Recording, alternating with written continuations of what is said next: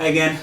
So the next example of non-argumentative language that we're going to cover is called directive language, or you can just call them directives. Once again, this concept is not covered in our class reading for this week, and so it's going to be especially important to try to be clear on this video. But in addition, there will be material on our class website, practice examples that I encourage you to look at. As always, I think the best starting point is to stress that when language is directive language, it's not an argument. However, what is directive language? What's a directive? And what I want to suggest is that directive language is language that's attempting to tell someone to do something. Now, there are a number of things to point out here. First, notice I did not say it's an attempt to tell someone else to do something. This may seem counterintuitive, but it seems common. Maybe it's just me and my friends, but it seems common for persons to actually give directives to themselves. You can say something like, oh, I'm not gonna, don't drive to the grocery store to buy ice cream in the middle of the night. And if that's all you say, if you're saying, Michael, don't drive to the grocery store to buy ice cream now, that's a directive. You're telling yourself, in that case, what not to do, but you're telling yourself how to behave. It's a directive. So a directive can be aimed at yourself, it can be aimed at others. Technically, it could be aimed at an animal. Non-animal people often will kind of scratch their heads and kind of say, why would you do that? But the way I'd say it is, the reason that someone would respond that way is because they understand the language as a directive. So if you tell your dog, stop doing that, even if it's true that the dog doesn't understand what you're saying and it's kind of pointless to make such a declaration, it's still directive language. It's still what you're attempting to do. In addition, I want to stress that I said it's attempting to it's attempting to tell someone to do something. And this is true with all the concepts. I've stressed that they're attempting, but it's really important to stress this with directives, because your attempt may not be successful. It's very common to tell someone to do something and they don't. Not only with children, but it's an easy example to think about. You might say, stop pulling your sister's hair. And that's a directive. But, he or she may continue to pull his or her sister's hair, even though you gave the directive. It doesn't change that this is a directive, though. It's still a directive. So it's attempting to tell someone to do something. Another point, when I say do something, it can be a belief. You can tell yourself to believe something or direct someone to believe something. Often we think, what's the point? And in some contexts it even seems rude. But the point remains is if you say something like, oh, stop, stop believing that, whatever it is. That's a directive.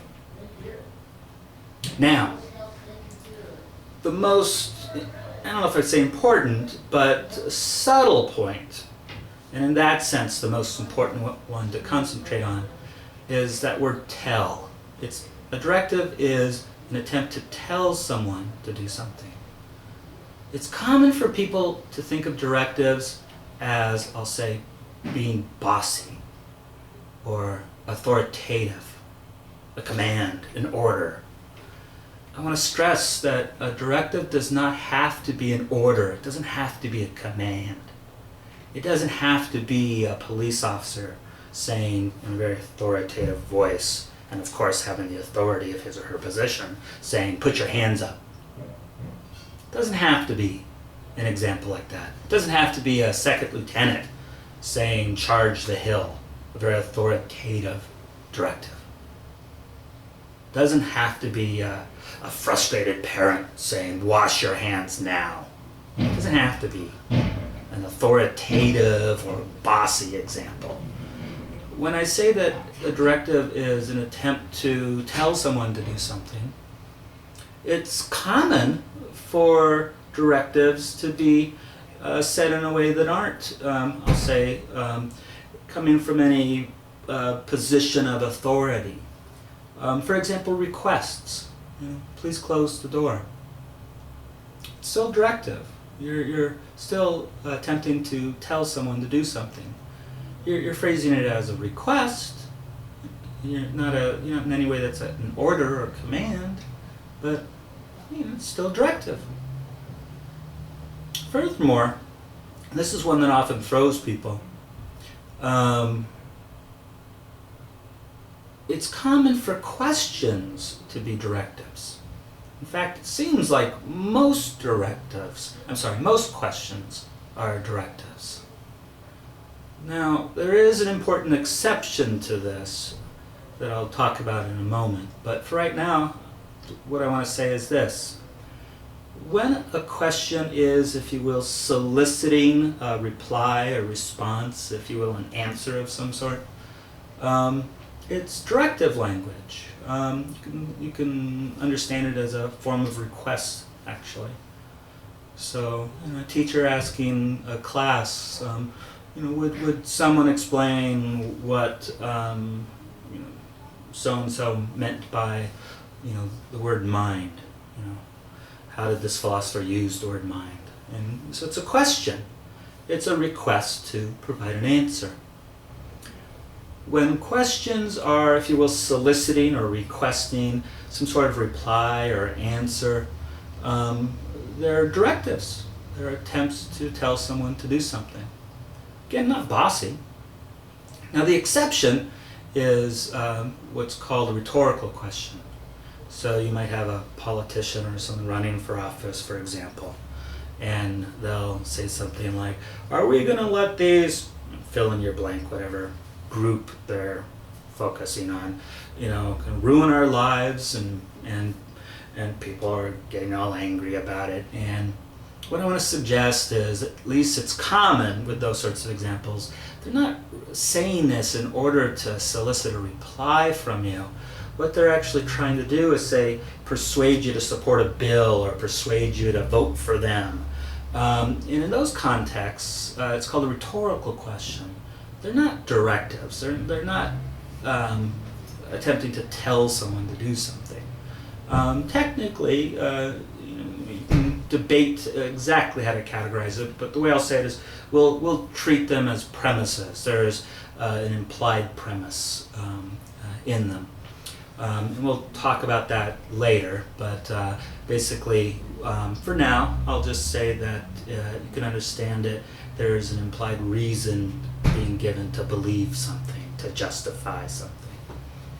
And therefore, it's actually part of an argument. It's not a directive. But overwhelmingly, most questions seem to be directives. They're attempts to solicit a reply.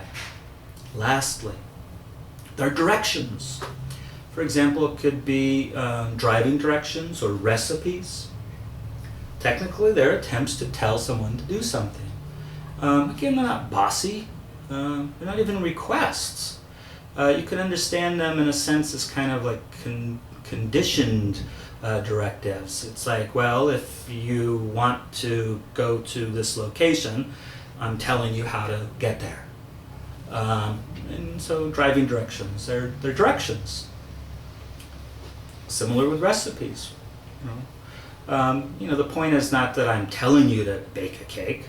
If you want to bake whatever type of cake, the recipe is telling you how to prepare and bake this particular cake. They're directions. They are examples of directives, directive language.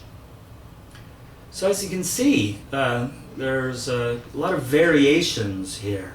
There are a lot of different types of language, kind of subtle variations of language that can count as directives. That word "tell," it's an attempt to tell someone to do something.